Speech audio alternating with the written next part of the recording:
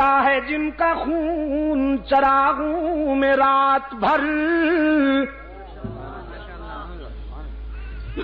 جلتا ہے جن کا خون چراغوں میں رات بھر، ان غمزدوں سے پوچھ کبھی قیمت سحر۔ ہدہد کہتا ہے اللہ کے نبی عیاشی کے لیے نہیں گیا تھا، جائزہ مشن پر گیا تھا، اور میں اس مقام پر سے ہو کے آیا ہوں جہاں آپ بھی نہیں گئے۔ وہاں سے میں ایک یقینی خبر لایا ہوں قوم سبا سے متعلق۔ میں نے ایک قوم دیکھی ہے، میں نے ایک قوم دیکھی ہے جو سورج کی پوجا کرتی ہے، سورج کو طلوع اور غروب ہوتے وقت سجدہ کرتی ہے۔ ایک عورت ان پر حکمرانی کر رہی ہے۔ سنیے، ساتھ کہہ دینا چاہتا ہوں، جب تک انشاءاللہ جب تک ولی اللہ قافلے کے سپاہی زندہ ہیں، ایک قوم دے کر آیا ہوں، سورج کو پوجا کرتے ہیں، سجدہ کرتے ہیں وہ بدبخت۔ ایک عورت ان پر حکمرانی کرتی ہے، تو اللہ کے نبی آگے بڑھنے سے پہلے اس قوم کا پوسٹ مارٹم کر لینا چاہیے۔ یہ زنخی قوم، یہ زن مرید، جنہوں نے ایک عورت کو سربراہ بنا رکھا ہے، پہلے ان کی طبیعت ٹھیک کر لینی چاہیے، پھر آگے بڑھیں گے۔ سلیمان علیہ السلام نے فرمایا بھئی واہ تو بڑا عجیب ہے، کیسی عجیب خبر لایا ہے۔ فرمایا ایسے یلغار نہیں کرتے، دیکھو پیغمبر کا انداز دیکھو، پیغمبر کی عسکری مہم میں بھی رحمت کار فرما ہوتی ہے۔ فرمایا پہلے خط لکھتا ہوں بلقیس کے نام، جاؤ میرا خط پہنچاؤ اسے، اگر وہ ٹھیک طریقے سے ہماری بات مان لیتی ہے تو ہم ان کی آبادیوں کو تاراج کرنے کا ذوق نہیں رکھتے۔ خط لکھا، اور سفارتی تاریخ میں یہ پہلا خط ہے جو کسی ایک حاکم نے دوسرے حاکم کے نام لکھا۔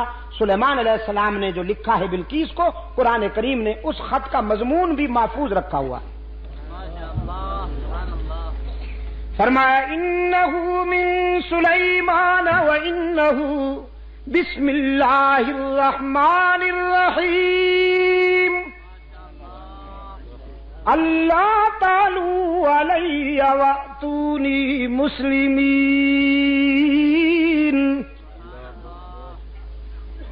یہ خط اللہ کے نبی حضرت سلیمان علیہ السلام کی طرف سے لکھا جا رہا ہے، اور اس کے نام سے جس سے بڑا رحم کرنے والا، مہربانی کرنے والا کوئی نہیں۔ ہمارا خط پڑھتے ہی کسی خوش فہمی میں مبتلا مت ہو جانا۔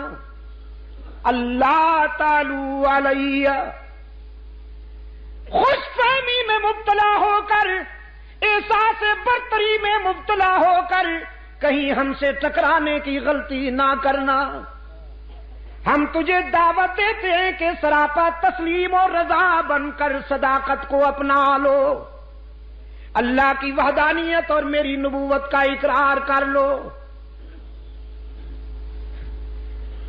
ملکہ سبا بلقیس نے حضرت سلیمان علیہ السلام کا خط اپنی کابینہ کے سامنے رکھا، ان سے پوچھا کیا رائے ہے تمہاری، کیا کرنا چاہیے اس سلسلے میں۔ ایسے موقع پر نمبر بنانے والے لوگ بڑے پرجوش ہوا کرتے ہیں۔ نمبر بنانے کے لیے بعض حضرات نے رائے دی ہم خون کی ندیاں بہا دیں گے، جہاں آپ کا پسینہ گرے گا وہاں ہمارا خون۔ یہ بڑے رٹے رٹائے جملے ہیں جو لوگوں کو بیوقوف بنانے کے لیے استعمال کیے جاتے ہیں۔ ہم تیار ہیں، ہر قسم کی قربانی دیں گے. اور آپ تو اسٹیل مین ہیں. وہ مین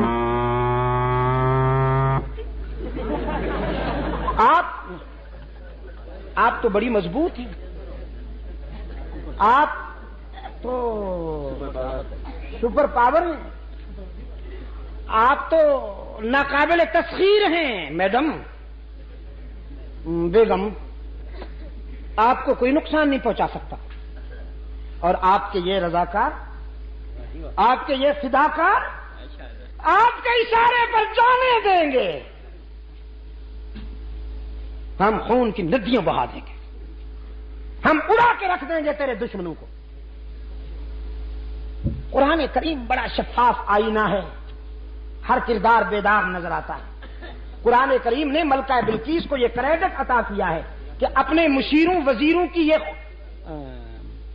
لنترانیاں سن کر بے وقوف ہونے کے بجائے اس نے حقیقت پسندی سے کام لیا. قالت ان الملوک اذا دخلوا قریۃ افسدوها وجعلوا اعزۃ اہلها ذلہ وَكَذَلِكَ يَفْعَلُونَ. اپنے مشیروں وزیروں سے کہنے لگی تم مجھے تصادم اور ٹکراؤ کی طرف لے جانا چاہتے ہو، لیکن مجھے ٹکراؤ پسند نہیں. اس لیے کہ جب دو طاقتیں لڑتی ہیں، جب بادشاہ آپس میں ٹکراتے ہیں تو مظلوم انسانوں کا خون بہتا ہے. دو اونٹ جب لڑتے ہیں تو چیونٹیاں پس جاتی ہیں بیچاری.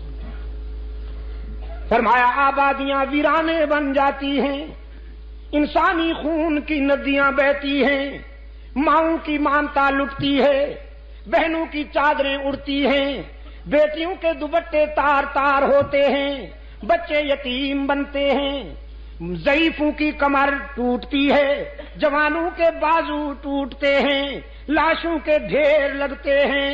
اور مجھے یہ منظر پسند نہیں، میں ٹکراؤ کو پسند نہیں کرتی. میری پرپوزل یہ ہے انی مرسلۃ الیہم بہدیہ، میں ایک ہدیہ بھیجتی ہوں. کیا تحفہ، پریزنٹ، نذرانہ. جزاک اللہ. کیا نذرانہ بھیجتی اور دیکھتی ہوں کہ ہمارا بھیجا ہوا عطیہ، ہمارا بھیجا ہوا نذرانہ کیا رنگ دکھاتا ہے.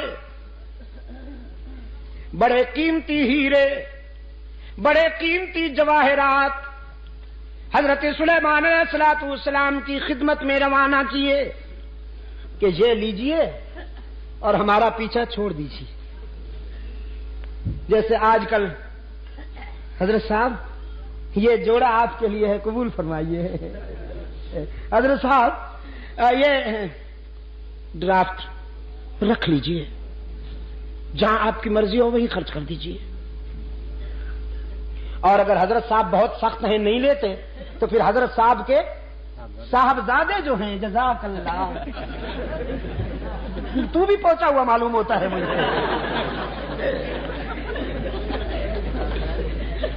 اور واقف راز درود میں کھانا لگتا ہے. صاحبزادے کے ذریعے نئی کرونا کی چابی حضرت صاحبزادے صاحب کو دے دی. اور صاحبزادہ صاحب سے جب حضرت صاحب نے پوچھا یہ گاڑی کہاں سے آئی، بس ابا جی وہ کسی نے پریزنٹ کی، ہماری اجازت کے بغیر تم نے کیوں لی؟ جی ہم گاڑی پہ بیٹھے آپ کو اچھا نہیں لگتا؟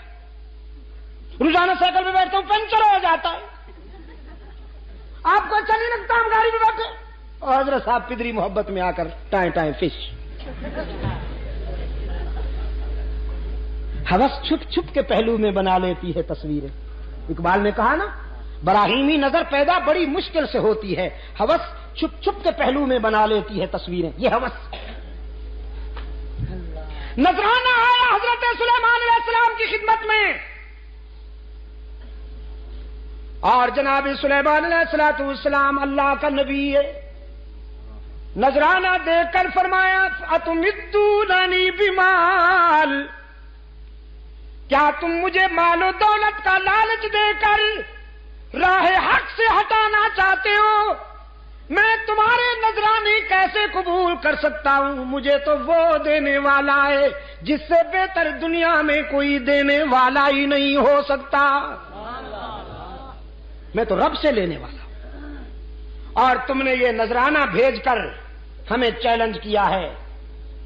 تم نے سمجھا ہے کہ ہم تمہارا نذرانہ اور تحفہ دیکھ کر راستے سے ہٹ جائیں گے، تو یوں دیکھ کے فرمایا ہے بھائی کوئی؟ اٹھا کے لائے اسے ابھی۔ ایک جن کھڑا ہوا کہنے لگا جی مجھے اجازت دیجئے، آپ یہاں سے کوچ کرنے نہیں پائیں گے، آپ یہاں سے اٹھ کر آگے نہیں چلیں گے کہ میں اسے لا کے پیش کرتا ہوں۔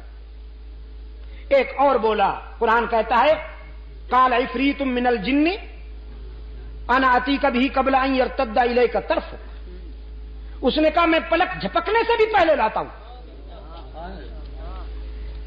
چنانچہ جناب ملکہ بلقیس تخت سمیت حضرت سلیمان علیہ السلام کے قدموں میں، جناب سلیمان علیہ السلام کے پاس ملکہ سبا بلقیس آئی، لوگوں کی آنکھیں کھلی رہ گئیں، ایک دوسرے کی طرف سوالیہ نظروں سے لوگ دیکھتے ہیں اور نگاہوں میں کہتے ہیں دیکھو تو صحیح پیغمبر کا اختیار کتنا ہے، بلقیس کو پلک جھپکنے سے بھی پہلے منگوا لیا۔